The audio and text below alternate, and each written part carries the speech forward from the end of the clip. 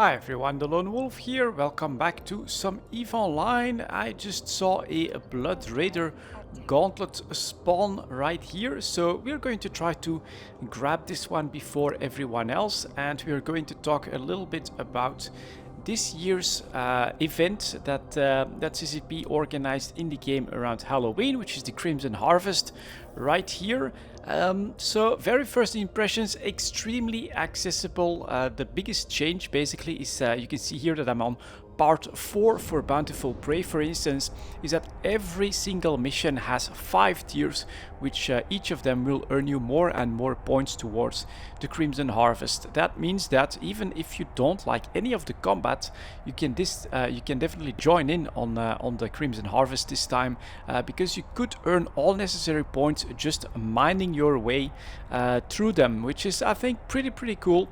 It definitely gives you lots more options to try and get all the points for Crimson Harvest, which is what I'm doing. You can see I have 243 points with 10 days left, so that shouldn't be too much of a problem. I also went to Solitude, so you can clearly see here I'm in the post-to-win system in Solitude because of the war. Here I must say availability has been quite nice. There's not that many people in most systems, which means that you get a decent amount of these sites available for you. And I'm running these in a battleship, definitely not optimal, but basically it's like the only decent available ship that I have here. I have a completely untanked Ishtar, which you don't want to take in a site like this. And well, with the lack of competition that I'm noticing, lots of people do come in your site, but they will respect the finders keepers way of thinking in general. As long as you do that as well, I don't think lots of people in Solitude are going to try to steal your site. And as a result, I can break out the Dominics to handle these Blood Raiders. It's been going quite well, except for their nasty tendency to go after my drones, of course. That is the one thing that I need to watch out for, but other than that, the Dominics, of course, has a pretty big hull. Not something that's going to be broken by the first wave, just a couple of Blood Raider frigates, very easily dispatched with just 5 small drones. So let's do that. And then let's grab the final one as well. The side, this looks pretty cool, of course. 4 of these Blood Raider towers. And blow this guy up, please. Thank you. I do wonder if someone else is gonna come in here. Another part that I do like now is that all the rats warp in. I'm not sure, it's been in plenty of events, but in the very first ones, I think that they just spawned in a certain spot. Now, with the warp in, this does make everything look pretty nice and the way it should. Also, a big change actually, you may notice it right here. With the change to the turrets effects, you're seeing what your drones are doing so much better. Look at these hobgoblins, so they've got that green effect of firing on the rats. It looks really good, and you can see a lot more detail from your drones firing this time. I absolutely do love that. The new turret effect for the drones has basically made them much more visible. Second wave, a couple of frigates and a cruiser. Keep in mind that the cruiser is a trigger, of course, that is going to call in the final wave. I do have some guns that I think can hit this guy, so let's use that as well, as they slowly chew through my shields. But yeah, not a very challenging site. You could call this one a classical event site here with these frigates. Definitely doable for alpha clones.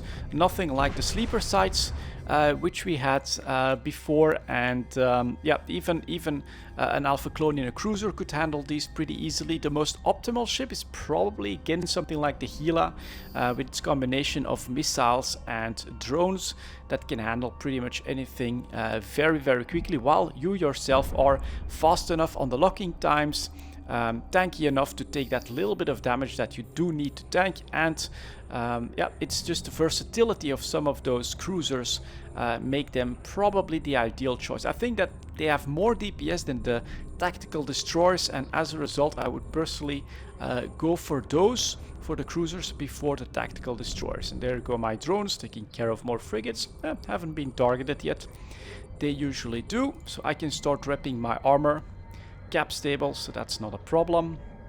And it's absolutely nothing to worry about, of course, in this battleship.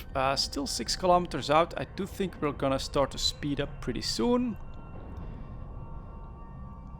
So there we go. And then we get the second room with the loot pinata. And I've had 1 battleship so far and 2 skins drop. So that's not a lot, I must say. The skins are not very common. It's gonna take quite a bit of patience or more risk. I did hear on the stream that CCP did after the expansion that if you go into more dangerous space, you have a better chance at better loot. So that is maybe something to keep in mind if you're getting frustrated by the constant very same drops and that you're not seeing skins. That is something that you could try or that you might want to risk if you absolutely want those skins. And I personally do want a couple, but I think that with 10 days left, I'll try to hunt it down in the high sec sites. And that is maybe the one thing that I don't like about the Crimson Harvest here. It's the very final reward. You'd think, well, 400 points, when I've earned that, that would be really good to get some of these skins, but it's only this crate contains 1 random skin license from the following. And then we get Magnate. I think I have Magnate and Omen. Then we get Merlin, Caracal, Tristan and Vexor. I would really like those 2. And then Slasher and Rupture. And personally, I feel like that's a little bit underwhelming.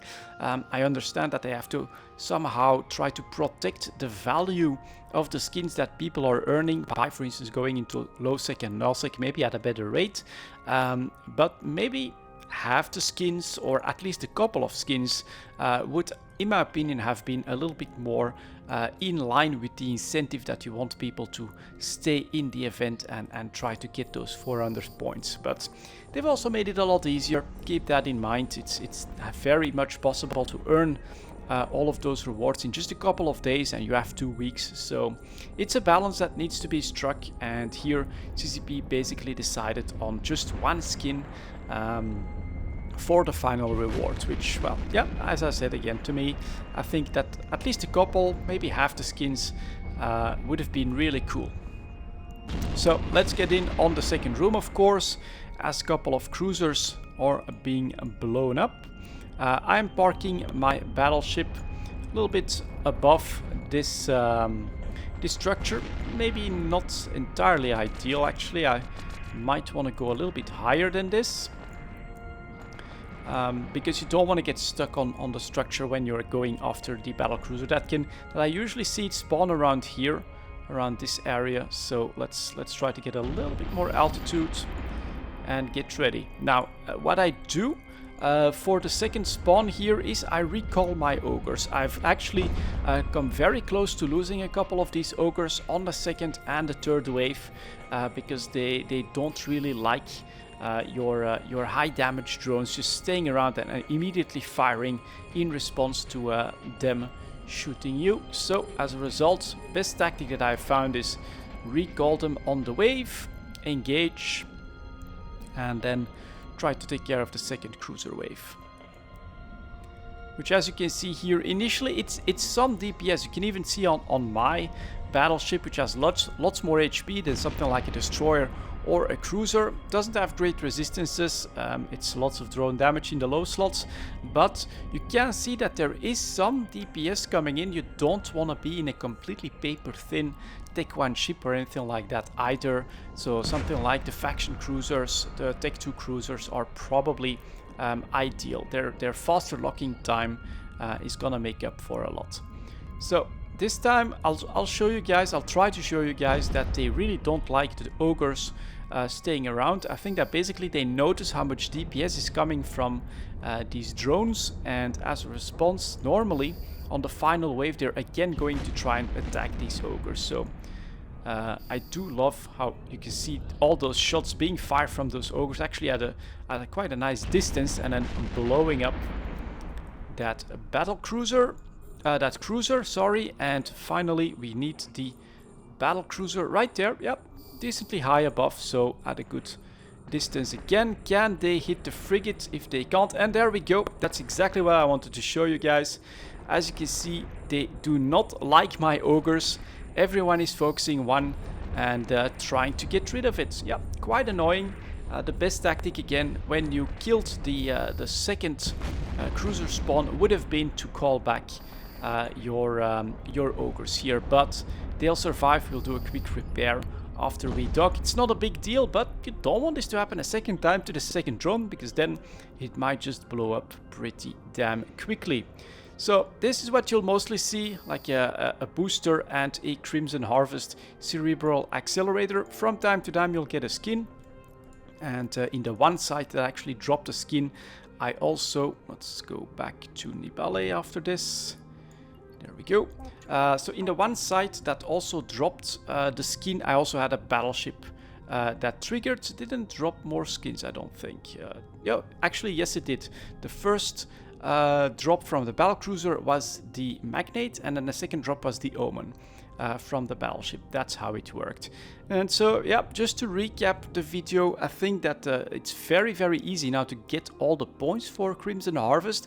I personally really like that, because it gives you plenty of options. If you don't want to do Crimson Harvest sites, you can also earn all the points just by mining. You could get all the points through just mining. You could do some resource wars, or you could do other types of ratting for the bounty quest. But the most efficient way is, of course, Crimson Harvest quest, because that way you do these sites, which brings you points, and you earn bounties, which also gets you even more points. And just a couple of sites a day is also going to be enough to finish this season for the Crimson Harvest.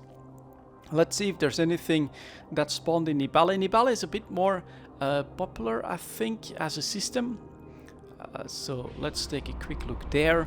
If not, we'll just dock up. But yeah, it's okay. Just a very final reward. I would have liked for that to be a little bit more generous than it actually is. And here we go. Nibale, as you can see, 17 people in local. Here I haven't really had a lot of luck with the Blood Raider sites. Let's see if this one is actually available or being run by one of the locals. But in Solitude, it's definitely not too densely populated. I found it very easy to find sites, and I actually have found that not that many people try to go after a site once you've started it. So even if you're in the first room with the Dominics, I had several people come in with much better ships, like Gilas and stuff like that, that actually warped out immediately, went to another Blood Raider sites, because they know that there will be plenty of them available right around the corner. So what are we gonna land in? A couple of frigates or a couple of wrecks. Oh, here we go. A couple of frigates with a Drake, and yeah, I'm gonna respect the unspoken code of Solitude. I'm actually going to move on to another system, and I'm going to respect the finders right on this site right here. So there you go, guys. Hope you all do grab everything from the Crimson Harvest. Thank you very much for watching, and as always, I'll see you next time.